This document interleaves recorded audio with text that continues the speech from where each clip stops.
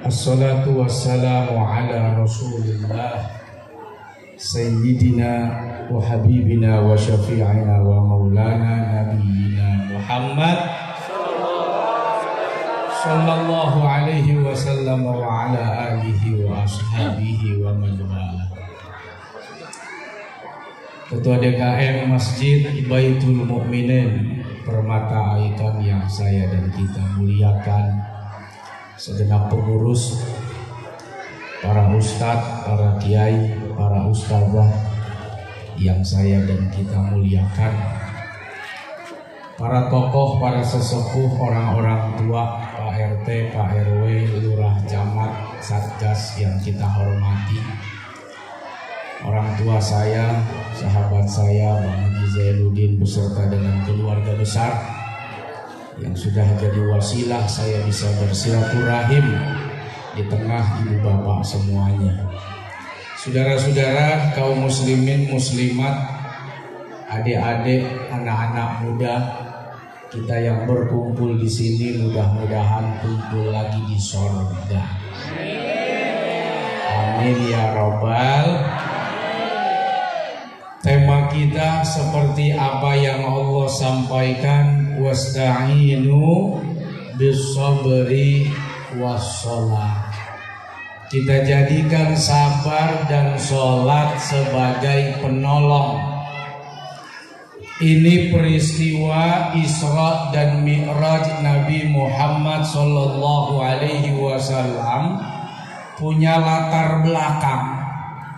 Latar belakang perjalanan ini diawali dengan kesedihan.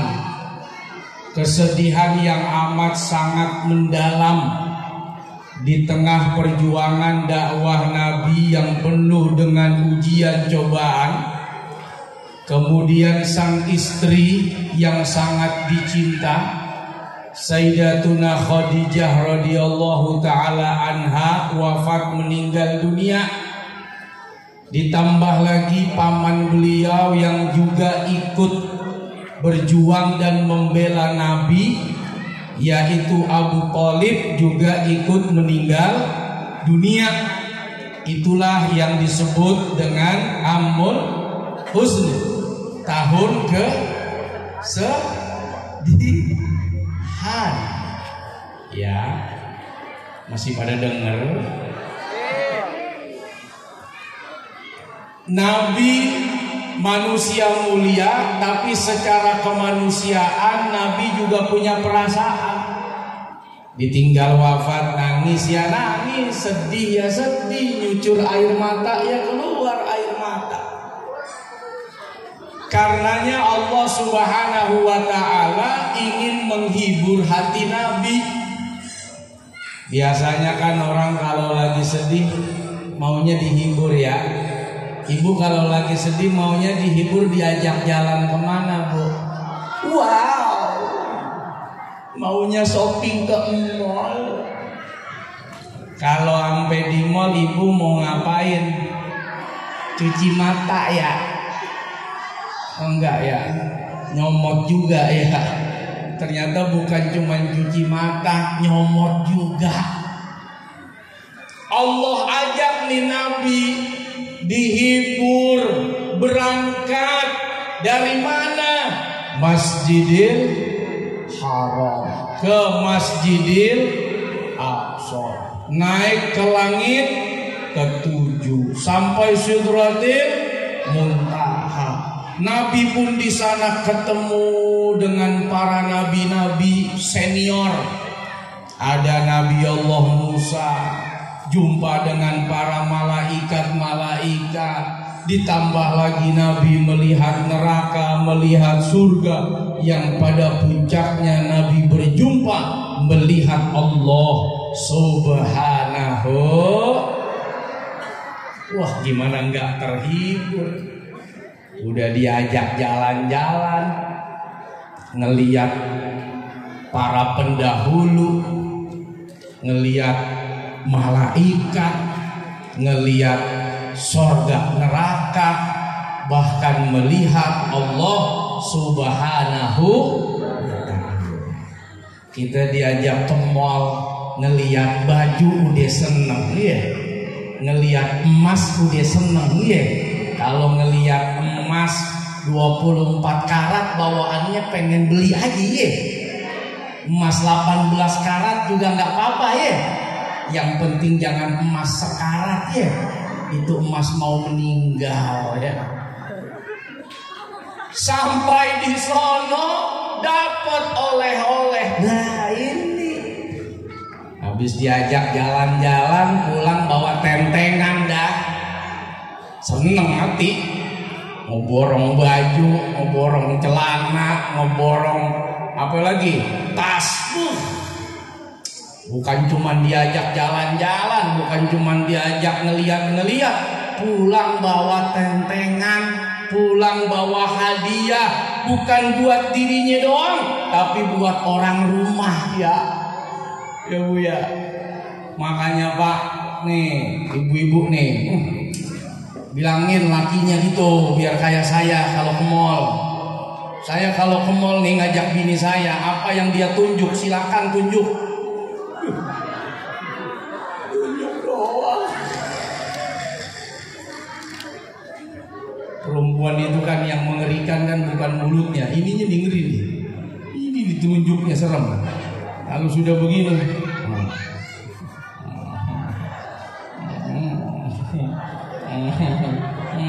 rontok tuh udah, rontok dompet gitu udah. Mulutnya dia mau, ini yang bahaya nih. Masya Allah. Pulang Nabi bawa oleh-oleh. Apa oleh-olehnya Bu? Sholat. Makanya wasta'inu bisobri wassalat.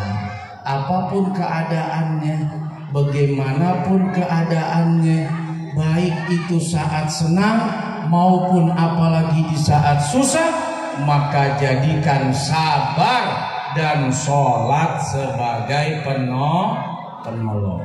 Nah ini kayaknya apa namanya, soundnya boleh diredupin dikit nih, hoknya gitu, iya enggak? Soundman, ya. Cek gula darah aman, ya. Bapak Ibu hadirin hadirat yang dirahmati oleh Allah Subhanahu wa Ta'ala. Itu yang pertama. Kenapa sholat menjadi sabar ya? Sholat menjadi penolong bagi kita semuanya? Karena latar belakang perjalanan Isra dan Mi'raj juga dilatar belakangi dengan persoalan duka, persoalan sedih, persoalan yang sangat membuat hati Nabi Shallallahu Alaihi Wasallam merasakan kesedihan yang luar biasa. Dan itu juga mungkin gambaran buat kehidupan kita Bapak Ibu. Tidak ada orang yang tidak pernah sedih, ya bener nggak? Mau senang terus nanti tempatnya di sorga bukan dunia. Mau nangis terus nanti tempatnya neraka bukan dunia. Dunia ini perpaduan dua keadaan. Ada saatnya senang, ada saatnya sedih, ada saatnya tertawa, ada saatnya berduka. Semua itu adalah keadaan yang pasti dialami oleh manusia. Makanya Allah Subhanahu wa Ta'ala memberikan perangkat, alat komunikasi. Orang kalau lagi senang pengennya ngapain?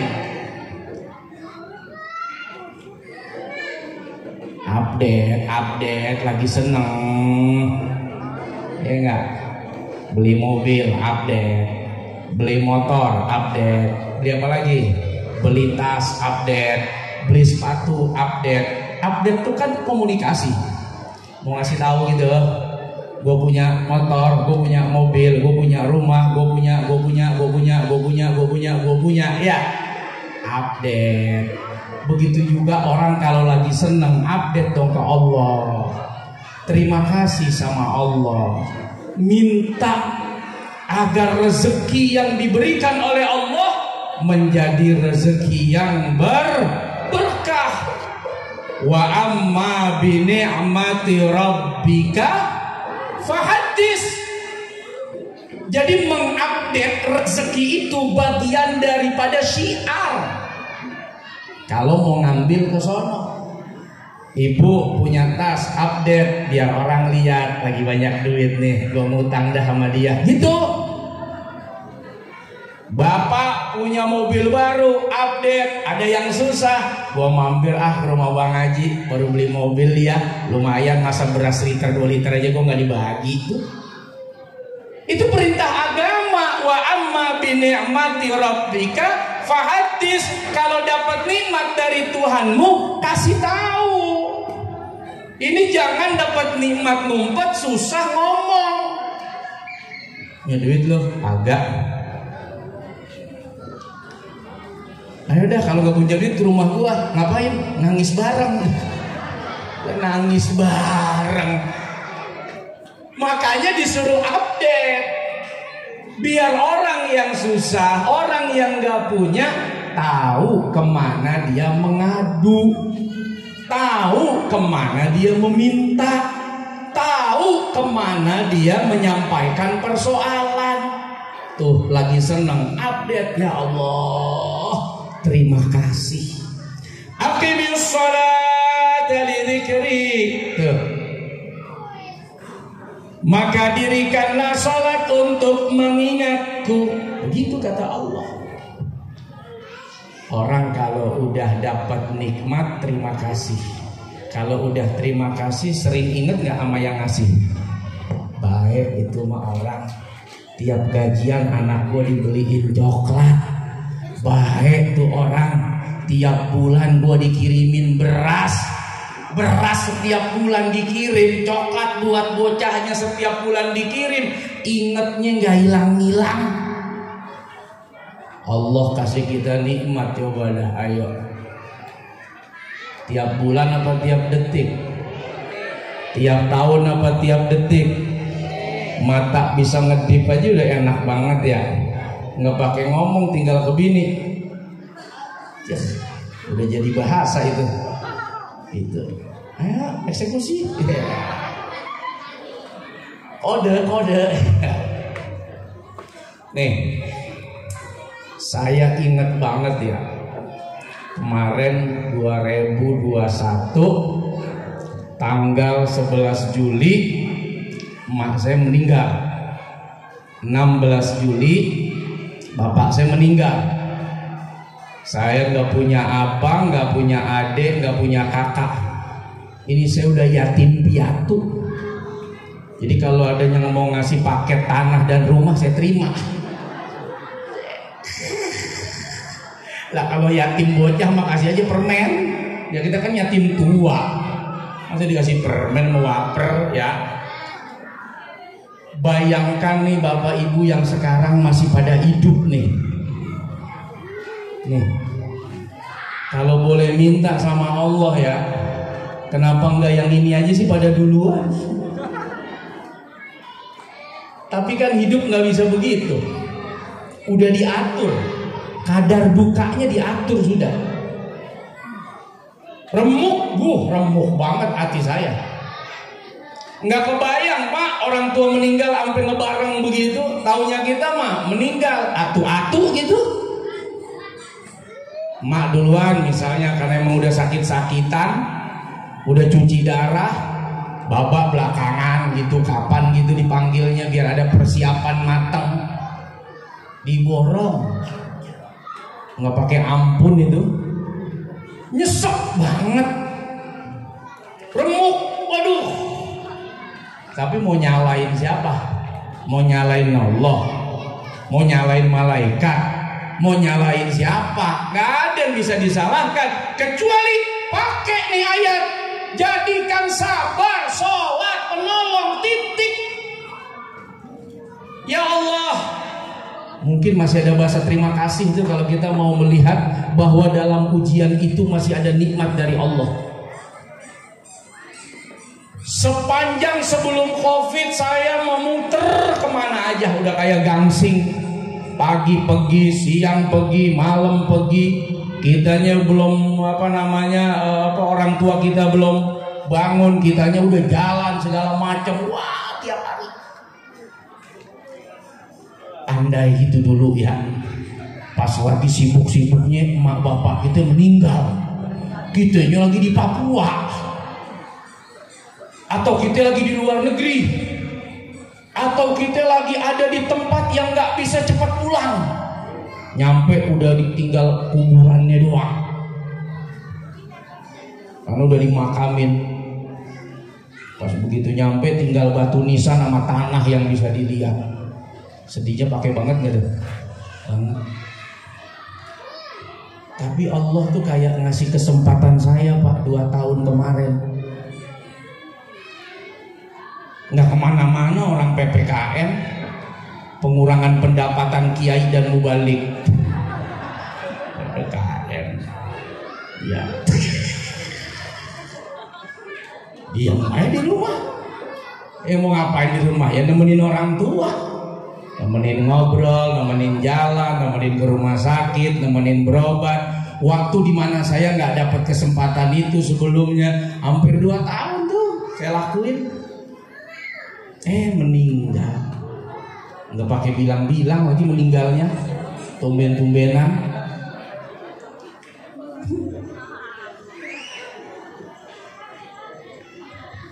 Nyesek, tapi masih terima kasih ya Allah dapat kesempatan bakti full, bisa mijitin, bisa makein bajunya lebih sering, bisa ngelapin badannya, bisa nemenin ke rumah sakitnya, bisa ngajak jalan-jalan muter kemana yang dia mau. Yang dulu sebelum COVID saya nggak bisa begitu, satu rumah tapi susah dapat kesempatan itu.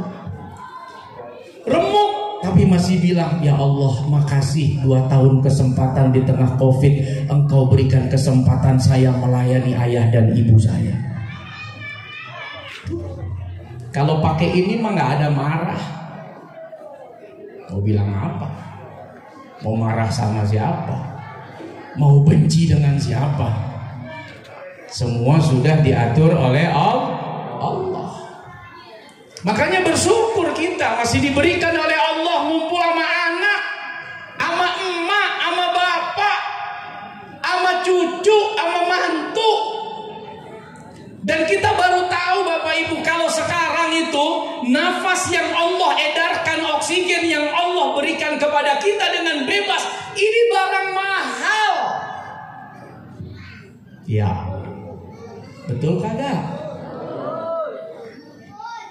Nih teman saya nih, asisten Pak Andre, waktu pas orang tua saya kena COVID, ya itu kita nyari oksigen, sampai semua pada habis oksigen, habis sampai tuh tukang oksigen yang jual udah meninggal gara-gara gak kebagian oksigen juga dia. Tanya ini udah meninggal. Ngapa kehabisan oksigen? Jadi oksigennya ditukar sama duit sama dia, dijual-jualin sampai dia lupa itu. Ya orang COVID kan beli dia ketularan juga kali. Dia lupa oksigennya habis, duitnya aja kumpulin, meninggal juga gara-gara oksigennya nggak kebagian. Padahal ini bos oksigen mati nggak kebagian oksigen karena oksigen dia jualin. Tanya ini subuh kita, Allah Pak. Saya telepon dah rumah sakit, alhamdulillah dapat itu. Ya, di tengah jalan nggak ada oksigen, hampir setengah jam tuh orang tua saya. Sampai di rumah sakit dapat juga gitu. Tapi ya takdir berkata lain, 2 minggu. Ya Allah ya arham gitu ya, diambil oleh Allah. 5 liter, 7 liter Pak. Aduh, sejam 2 jam juga ludes tuh. Tapi saat itu duit nggak lagi berguna. Jangankan orang susah, orang kaya, jangankan oksigen, pabriknya dijual dia beli, meninggal juga, nggak kebagian oksigennya. Di dunia aja ada saat dimana duit nggak lagi berguna, gimana di akhirat?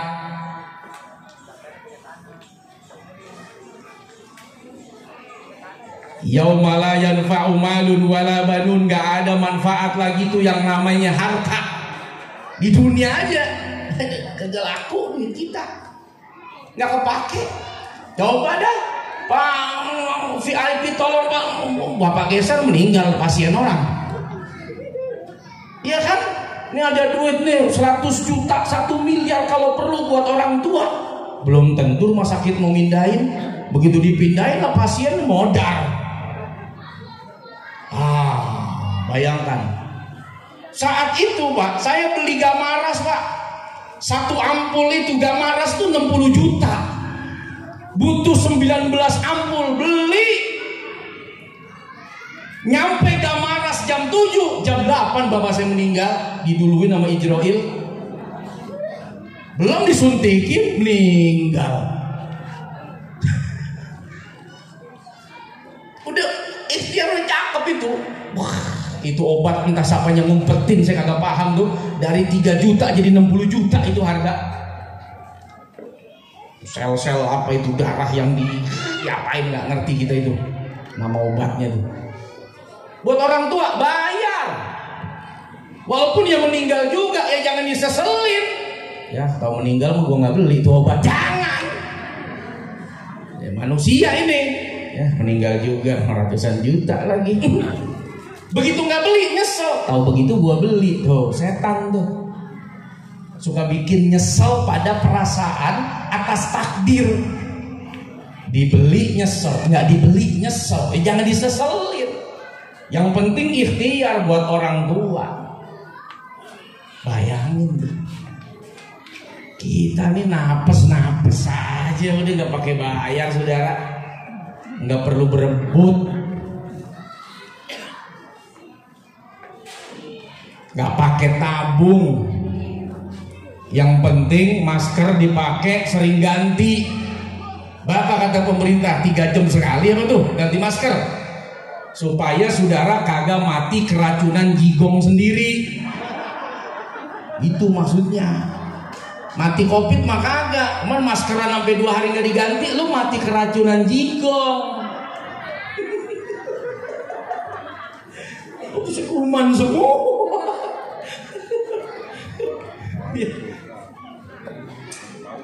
Ini saya ngomong nih apa ya, kalau mungkin cerita yang saya nggak alamin, lo kayak ngalamin aja bagaimana remuk redamnya keadaan orang putih. Saya ngalamin, aduh,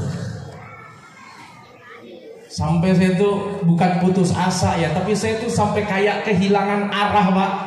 Sampai saya bilang ya Allah, kalau memang harus mau dipanggil saya juga ikut, saya mau dah. Saya bingung mau ngapain lagi.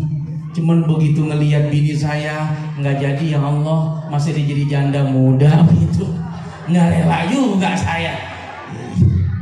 Ya nggak jadi dah. Anak saya masih kecil-kecil.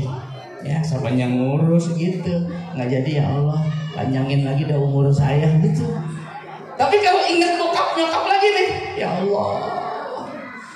Beda kalau kita punya abang, punya adik yang satu kandung. Saya mah nggak ada abang, nggak ada adik yang satu kandung. Iya istri, tapi kan nggak ngerasain kehilangan bapak emak kandung ini yang seperti yang saya rasakan. Kayak begitu Pak. Terus mau ngapain? Mau gila? Mau stres? Nggak begitu orang beriman. Orang beriman itu lihat Nabi ditinggal, bahkan dari kecil ayah ibunya sudah nggak ada, ditinggal istri yang sangat dicintai. Ini nggak main-main nih Khadijah. Di saat orang benci, Khadijah datang mencinta. Di saat orang memboikot harta, Khadijah mengeluarkan harta sebanyak-banyaknya. Ini bukan perempuan sembarangan. Sampai wafat dijaga oleh Nabi SAW. Nabi tidak menikah lagi sepanjang Khadijah masih ada. Apa resepnya? Akhlaknya mulia. Tuh ibu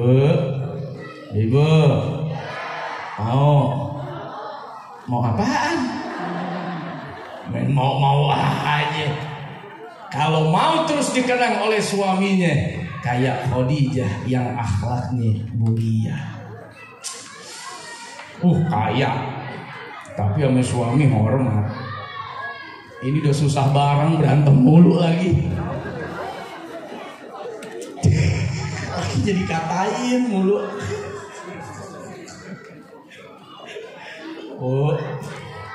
Bu, Saya tahu ujian wali-wali Allah itu ada pada istri. Imam Ghazali bilang, Pak, nih Bapak biar pada sabar ya Pak, sama kayak saya biar sabar ya, sabar. Salah satu ciri kewalian itu istrinya galak-galak. Benar? Itu kata Imam Ghazali. Salah satu ciri wali itu kalau punya bini, bininya tuh galak, bininya cerewet. Karena galaknya bini itu mempercepat dia lebih dekat dengan Allah karena sabarnya. Kalau orang lain yang galak, tinggalin juga beres. Tapi kalau bini, lu mau lari kemana? Ngumpet ada dia. Ngapain lu? Ngumpet di kolong. Beras. Mau lari kemana? Besok datang lagi dia. Beras belum beli. No, bocah no. Ingusan mulu. Belum bayar sekolah. Aduh, mau lari kemana? Sabar. Makanya cepet banget naik tuh derajatnya jadi wali. Tuh bini. Jadi sabar Pak. Jadi kalau bapak punya bini bawel, cerewet, galak, wali. Ya, kalau mau jadi wali ya begini. Itu hiburannya, waliullah. Wah, ibu-ibu jangan mentang-mentang udah Pak, lu pengen gue jadiin wali, gue pengen tiap hari, lu jangan. Ingat ya Bu, ada lagi kisah wali yang lain. Bagaimana seorang waliullah ini yang udah kebangetan punya bini bawel, sampai-sampai Allah naklukin macan buat nemenin ini wali. Nyari kayu bakar di hutan, ini macan takluk bawa kayu bakar sampai ke pinggiran kampung, baru kemudian macannya balik lagi ke hutan. Bininya nggak bisa ditaklukkan, macan Allah taklukkan buat nemenin nih si wali. Hati-hati Bu, kalau ibu kebangetan galak sama laki susah ditaklukkan, nanti Allah akan taklukkan macan. Mama cantik. Ya. Wadidaw. Macan ternak. Mama cantik nganter anak. Ya. Awas. Macan. Itu. Jadi ya, siap-siap ini ngelola hati. Itu Khadijah sangat disayang oleh Nabi karena akhlaknya mulia, istimewa. Saingan ibu berat. Hari gini Bu, buka IG aja saingan semua isinya. Aplikasinya udah 36.000, itu bukan 360 lagi tuh. Sampai nggak ada pori-porinya orang moto. Tahu keringatnya keluar dari mana kali? Berat. Itu ini kan punya IG. Aduh. Makanya kita disuruh belajar. Lihat nih, peristiwa 5 waktu yang didapat oleh Nabi Bapak Ibu, itu kan peristiwa akhlaknya Rasul yang mau menghargai Nabi Musa. Nabi Muhammad SAW itu khairul anbiya wal mursalin, sebaik-baik nabi, sebaik rasul, sayyidul anbiya wal mursalin, imamnya para nabi, para rasul. Tapi begitu dapat nasihat dari Nabi Musa, balik lagi sono, kagak bakal kuat umat ente mah.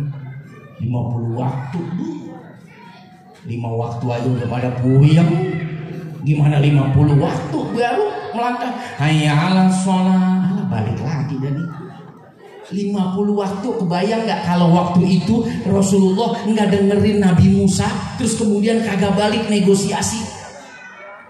Tapi Nabi Muhammad SAW walaupun beliau Sayyidul Anbiya wal Mursalin kagak begini. Lu so tahu lu, gua kan Nabi terbaik, mau ngapain lu nasehatin gua tahu yang pantas dari Allah. Nggak begitu. Oh begitu ya, balik lagi nih, balik. Sampai tinggal 5 waktu saudara. Ini pelajaran hidup. Karenanya sholat itu dimensinya 2 Pak. Pertama minallah. Kedua, hablum minannas. Orang sholat kalau bikin dia jadi sombong,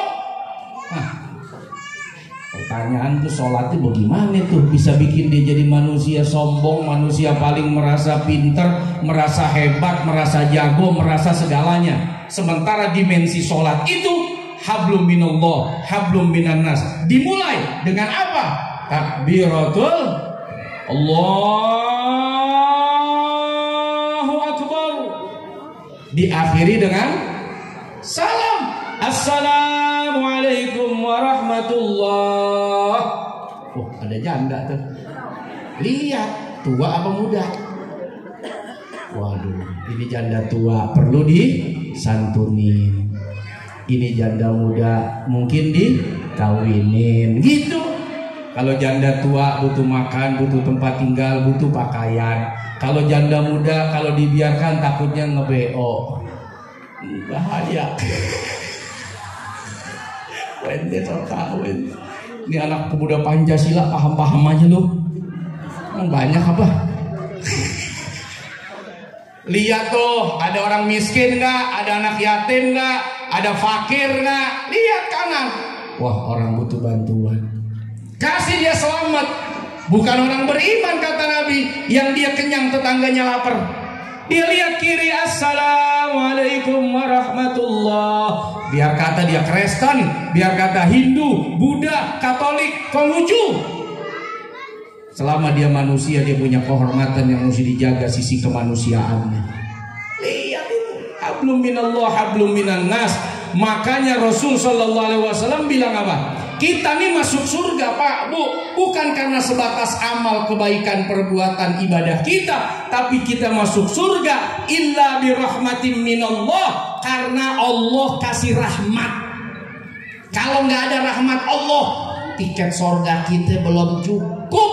Walau kata mungkin dengan harta yang banyak, dengan haji berkali-kali, dengan umroh bolak-balik, belum tentu cukup. Bagaimana kita mau merasa bahwa amal kita cukup? 24 jam nih Allah kasih nih ya, 24 hours. Itu dalam 24 jam dibuat ngapain aja tuh Pak Bu? Ayo. Tidur berapa jam? Tidur 8. Udah tidur tuh ya. Sisa berapa tuh? Hah? 19.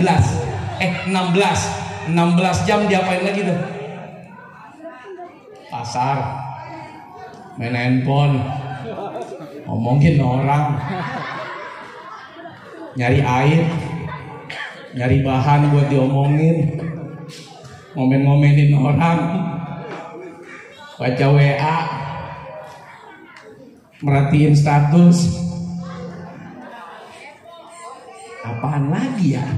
Sekalinya sholat ngebut 3 menit kali 5 dari 24 jam, buat Allah cuma 15 menit. Sedekah campur gerutu, orang udah salam, assalamualaikum, nggak ada orangnya, nggak ada pulang, nggak ada orangnya. Lah dia siapa itu? Orang ngejawab dulu, waalaikumsalam, gitu. Lihat itu tukang minta-minta udah ngasih sedekah, lu kagak ngasih. Dia udah ngasih salam, lu sedekah doa, assalamualaikum, nggak ada orang. Ayo, terus ngerasa pantas gitu kita masuk surga dari 24 jam aja, jangan-jangan 2 jam juga kagak kali nilai ibadah. Jangan-jangan gitu. Tapi karena Allah kasihan, ya kasihan nih orang udah pede banget ke surga. Tapi sholat belepotan, ngaji fikih kagak mau, buang air kecil cebok sembarangan, mandi junub kagak beres. Kasihan, kasihan. Rahmat itu kasihan. Rahmat itu kan bahasa gampang, kan Allah kasihan udah. Kalau Allah udah kasihan, maaf nih, orang kasihan tuh nggak bisa pakai akal Pak ngukurnya Pak. Ada orang maling sepeda nih, digebukin, bok. Ngapa lo maling sepeda?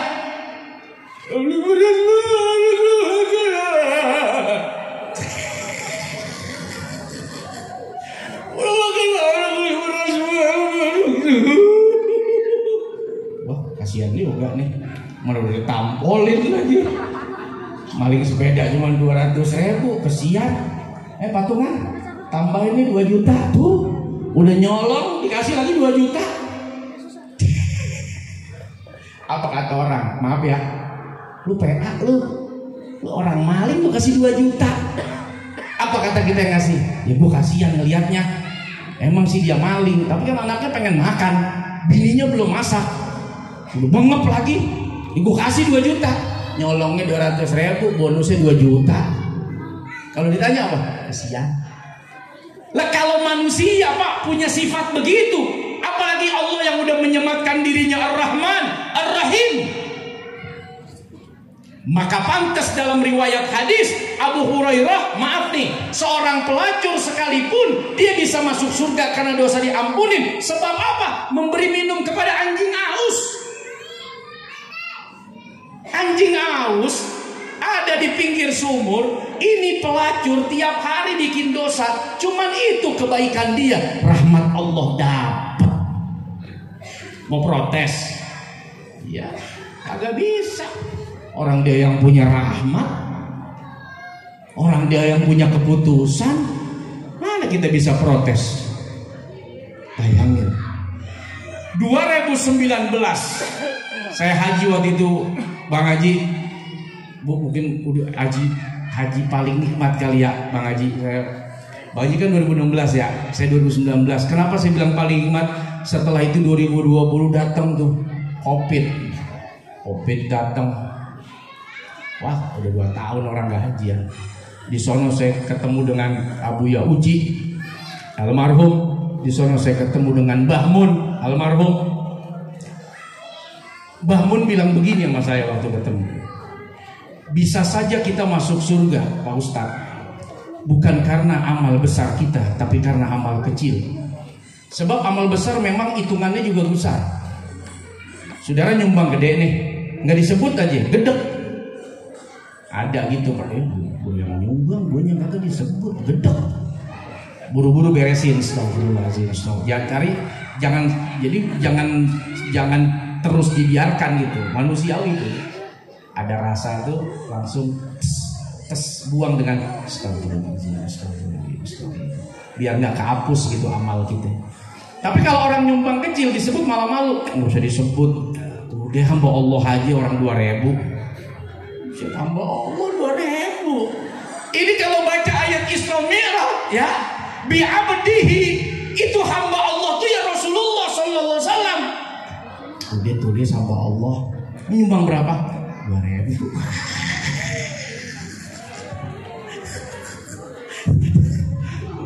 Karena malu lu hamba Allah. Lu hamba Allah 20 juta gitu.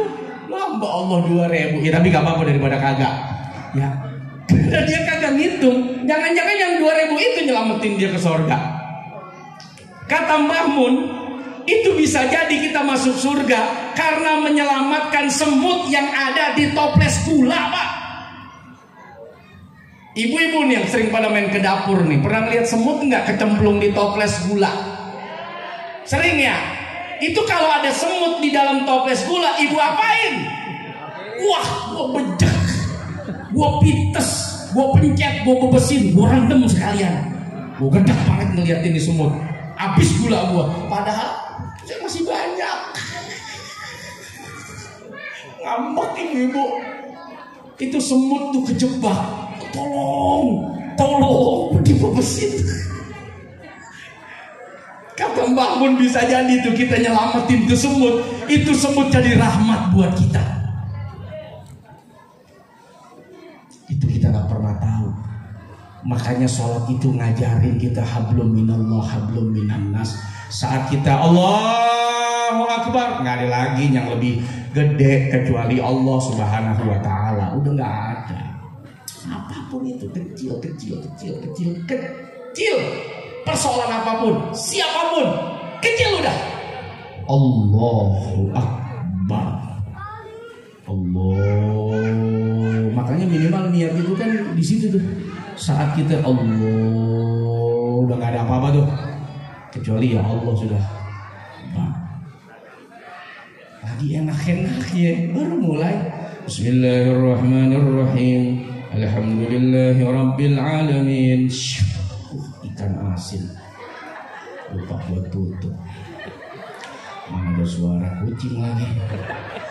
Ya, habis tadi. Ya, kedengaran lagi naik ke meja. Ini lagi menghadap yang maha besar lewat ikan asin. Kalah tuh yang maha besar sama ikan asin. Gue bingung sama diri gue juga. Lagi asik sholat di masjid nih, lupa ngumpetin sendal. Keingetan 3 bulan lagi lunas. Gue batalin dosa, gue terusin, takutnya ada yang nuker. Kalah tuh ya. Allah yang lagi kita berhadapan dengannya ame urusan sendal swallow. Ya sama, saya juga begitu. Belum bisa mantap gitu, belum bisa. Jangankan menghadap Allah, itu pernah ngeliat nggak pengawal presiden itu kalau udah ceritanya pas pampres, asisten, ajudan, dia gatalnya dia tahan sama dia tuh. Sikap sempurna. Coba deh garuk-garuk. Kalau nggak di sel lo habis itu. Coba kita di sholat dan menghadap Allah, apa aja digarukin.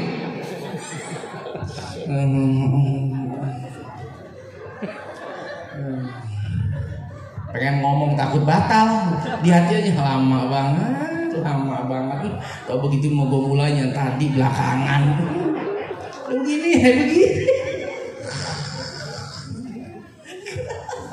Apa deh diangkat-angkatin, sarung dinaik-naikin. Itu pas pampres, ajudan presiden berjam-jam loh pidato itu, mana ada yang gerak? Kita paling 5 menit, apa aja udah pada robek. Yang kulit lah bokes.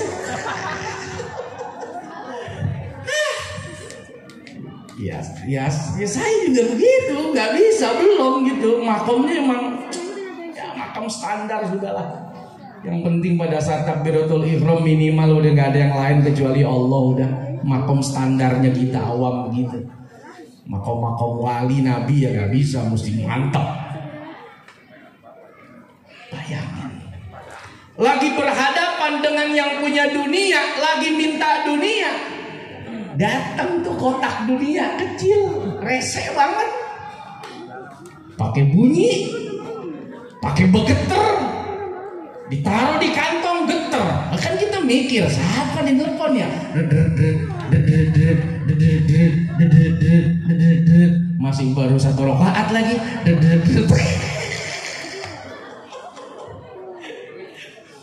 Udah deh, jangan taruh kantong, taruh aja depan, layarnya madep ke atas, kelihatan. Wah, Pak RW telepon. Waduh, ada apaan nih Pak RW telepon? Tulisannya RW. Aduh, RW. Baru juga iya anak budu. Ribet. Bagaimana mendapatkan ketenangan seperti yang Allah bilang? Ala bidzikrillahi tatmainnul qulub. Aqimis sholata lidzikri, dirikan sholat buat ingat kepadaku. Orang yang zikir ingat Allah, itu hatinya tenang. Bagaimana bisa dapat ketenangan? Dalam sholatnya saja kagak tenang. Bagaimana dapat ketenangan? Dalam sholatnya saja kita banyak yang gelisah, tidak tenang. Apalagi sebentar lagi Ramadan, banyak orang yang mencari sirkuit. Wah, ini balapan Mandalika nih, wah cepet nih. Wah, motornya baru nih, wah gas. Wah. Kalau perlu yang cuman kedengaran bolak-balik amin, langsung ruku. Bocor. Wah, setahun sekali aja ribet. Oh, banyak. Padahal kan standarnya aja kan nggak ada masalah. Paling berapa sih standarnya? Di sini berapa rakaat? 2, 3, 11. Kalau dibaca dengan tartil enak. 5 menit, sejam paling nggak nyampe. Sejam, capean main layangan. Main layangan kita dulu dari pagi sampai sore. Capean ke mall muter. Udah muter nggak ada yang dibelanjain lagi, tawaf doang. Kayak 1, 2, 3, 1, 2, 3. Lihat jajanan, udah di bawah aja udah enak murah. Naik ke atas berapa jam tuh? Ini cuma istirahat tarawih, sholat sambil istirahat itu namanya juga. Bismillahirrahmanirrahim. Alhamdulillahi rabbil alamin. Ar-Rahmanirrahim. Maliki yaumiddin. Iyyaka na'budu wa iyyaka nasta'in. Ihdinas siratal mustaqim. Siratal ladzina an'amta 'alaihim ghairil maghdubi 'alaihim waladdallin. Ada semenit? Nah, ada. Bismillahirrahmanirrahim. Yasin. Allahu Akbar. Wah, kejebak semua. Waduh, kata panjang kali Yasinnya. Langsung ruku. Itu di pesantren saya begitu dulu tuh. Kiai saya, santri nakal-nakal banget. Mana 23 lagi. Bacanya begitu Kiai Nur gitu. Ya, Yasin. Langsung ruku. Langsung habis itu nggak ada yang nungguin sampai mau habis waladhdallin. Begitu pas habis waladhdallin panjang 10 ayat. Dia mau bercanda sama imamnya lebih gape. Simpel begitu aja, aman udah. Kelar tuh terawih. Mau ngapain dikejar-kejar? Ngejar apaan emang? Asik setahun sekali. Nah, ala kulli hal ya.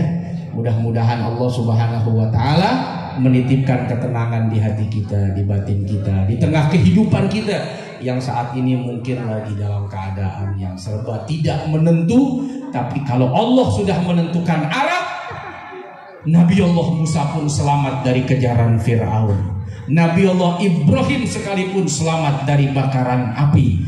Rasulullah Sallallahu Alaihi Wasallam sekalipun mampu melintasi perjalanan yang jauh dan panjang sampai melintasi langit hanya memakan waktu sepertiga malam. Linuriyahu, itulah tujuan Allah, ingin menunjukkan eksistensinya. Jadi linuriyahu itu Allah ingin menunjukkan kekuasaan, eksistensi, sehingga diupload di cerita dalam Quran, diupload tuh kisah-kisah dalam Al-Quran agar kita tahu bahwa Tuhan kita memang maha hebat. Allah itu maha mampu, Allah maha bisa. Nggak usah takut, nggak usah khawatir. Wala tayasu mir rauhillah, jangan putus asa dari kasih sayangnya Allah. Mudah-mudahan Allah Subhanahu wa taala memberkahi pertemuan kita, mengampuni dosa-dosa kita, dan menyelamatkan kita dari dunia sampai akhirat, menjadikan kita hamba-hamba yang senantiasa mau beribadah sholat, senantiasa bermuamalah, senantiasa menjaga hubungan tidak hanya kepada Allah tapi juga kepada manusia dan makhluk-makhluknya Allah Subhanahu wa taala. Maaf lahir batin, wallahul muwaffiq ila aqwamit thoriq. Assalamualaikum warahmatullahi wabarakatuh.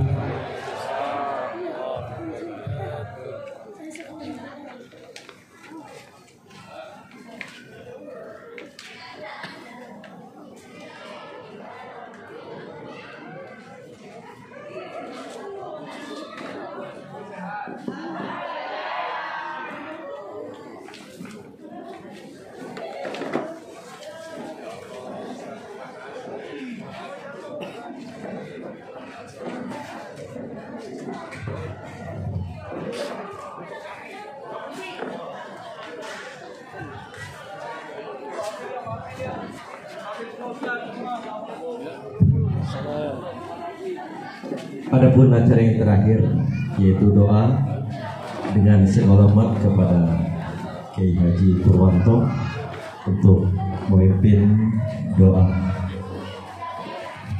Kepada beliau kami persilakan.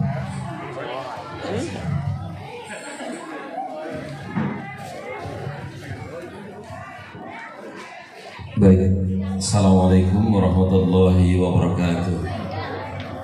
Mari Bapak dan Ibu kita tutup acara malam hari ini dengan berdoa. Ad-du'a mukhul ibadah wa qalayatan ad-du'a mukhul ibadah. Al-Fatihah. A'udzu billahi minasyaitonir rajim. Bismillahirrahmanirrahim. Alhamdulillahi rabbil alamin arrahmanir rahim maliki yaumiddin. Iyyaka na'budu wa iyyaka nasta'in. Shiratal mustaqim. Shiratal ladzina an'amta 'alaihim ghairil maghdubi 'alaihim waladdallin. Wa'fu 'anna ya karim wa'fu 'anna ya rahim. Allahumma shalli wa sallim wa barik ala sayyidil awwalin wal akhirin wa barik wa sallim radhiyallahu tabaraka wa ta'ala an sayyidina rasul ajma'in. Amin ya rabbal alamin. Hamdan syakiran dan na'imin hamdan yuwafiqu mazidah ya rabbana lakal hamdu wa lakal syukru kama yanbaghi lil karim wa 'ali sultani. Allahumma ighfir lana dhunubana wa liwalidina warhamhum kama rabbawna shighara. ولمشايخنا ولمعلمنا ولأستاذنا ولأهلنا ولمن حق علينا ولجميع المؤمنين والمؤمنات والمسلمين والمسلمات الأحياء منهم والأموات يا ربنا ألهمنا علما أفقه به أوامرك ونواهيك وارزقنا فهما أعلم به كيف نرجيك يا مرحمين. اللهم ارزقنا فهم النبي يا الله وحفظ المرسلين وإلهام الملائكة المقربين يا ربنا أكرمنا يا الله أكرمنا بدون الفهم يا الله وأخرجنا من ظلمات الوهم يا الله وافتح لنا أبواب رحمتك وانصر حكمتك يا أرحم الراحمين. اللهم ربنا هب لنا من أزواجنا وذرياتنا قرة أعين واجعلنا للمتقين إماما. ربنا آتنا في الدنيا حسنة وفي الآخرة وقنا عذاب النار بفضلك. سبحان ربك رب العزة عما يصفون والسلام المرسلين والحمد لله رب العالمين. تقبل الله ببركة الفاتحة. أعوذ بالله من الشيطان الرجيم. بسم الله الرحمن الرحيم. الحمد لله رب العالمين الرحمن الرحيم مالك يوم الدين. إياك نعبد وإياك نستعين اهدنا الصراط المستقيم صراط الذين أنعمت عليهم غير المغضوب عليهم ولا الضالين آمين. والمنكم والله موافق إلى أقوام الطريق. السلام عليكم ورحمة الله وبركاته.